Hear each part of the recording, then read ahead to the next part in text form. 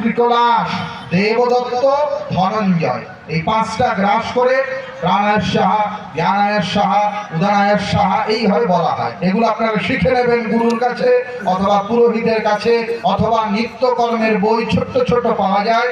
শ্যামাচরণ বিদ্যা বারিধি কবিরত্ন মহাশয়ের আহ্নিকৃত্যম 2 খণ্ডে সংগ্রহ করবেন, এই মন্ত্রগুলো দেওয়া আছে। দেবকর্ম করা লাগবে। আর কি? পঞ্চদেবতার পূজা। সনাতন ধর্মে যে কোনো কর্ম করতে যান, যে কোনো পূজা করতে যান, 5টা দেবতার পূজা করতে হবে। কয়জনার?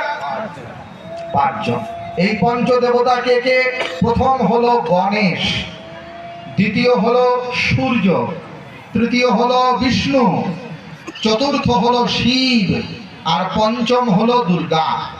কার কার বললাম? গণেশ, এরপরে সূর্য, এরপরে বিষ্ণু, এরপরে হলো শিব, আর এরপরে দুর্গা। এই পঞ্চদেব, এই পঞ্চদেবকে নিয়ে পঞ্চমত সনাতন ধর্মে আছে।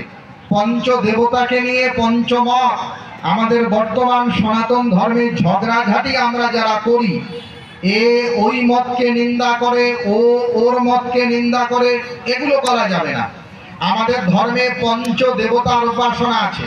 কেউ শিবের উপাসনা করে, কেউ কৃষ্ণের উপাসনা করে, কেউ দুর্গার উপাসনা করে, কেউ গণপতির